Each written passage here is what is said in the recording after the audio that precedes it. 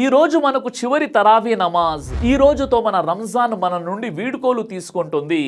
ఎన్నో శుభాలు కరుణ క్షమతో నిండిన ఈ పవిత్ర నెల ఇక మన మధ్య ఉండదు. ఈ రంజాన్ మనం చేసిన పొరపాట్లను పాపాలను క్షమించుకునే అవకాశం ఇచ్చింది.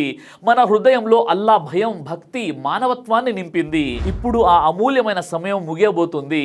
మరుసటి రంజాన్ వరకు మనం ఉంటామా, మనకు మరోసారి అవకాశం దొరుకుతుందా మనకు తెలియదు కదా.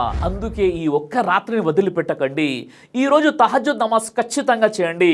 అల్లా ముందు నిలబడి కంఠతడ పెట్టుకొని మనసారా దువా చేయండి, మనకు మరో రంజాన్ దక్కాలని, మనం చేసిన దాన ధర్మాలు నమాజులు స్వీకరించబడాలని, ఖురాన్ చదివినది చేసిన తౌబా ఇస్తెగ్ఫార్ అంగీకరించబడాలని ప్రార్థించండి. అలాగే మీ తల్లిదండ్రుల కోసం, మీ భవిష్యత్తు కోసం, ప్రపంచంలోని విశ్వాసుల కోసం, మన భారతదేశం కోసం, అలాగే మీ పాపాల క్షమాపణ కోసం, మంచి ఆరోగ్యం కోసం, ఈమాన్ బలపడేందుకు, హలాల్ రిజ్జక్ కోసం, సంపాదన కోసం, మంచి సంతానం కోసం, పిల్లల మంచి భవిష్యత్తు కోసం, కష్టాల్లో ఉన్న వారికి సహాయం కావాలని, అప్పుల్లో ఉన్నవారు బయటపడాలని, అనారోగ్యంతో ఉన్న వారికి షిఫా అంటే ఆరోగ్యం ఇవ్వాలని, మన హృదయాల్లో ద్వేషం తొలగి ప్రేమ పెరగాలని, మనకు జన్నత్ పరలోక సుఖం లభించాలని, జహన్నం నరకం నుండి రక్షణ కలగాలని, అలాగే ప్రపంచంలోని యుద్ధాలు కలహాలు అన్నీ ఆగిపోయి ఈ భూమి మొత్తం శాంతి సౌఖ్యాలతో నిండిపోవాలని అల్లాహ్తో ప్రార్థించండి.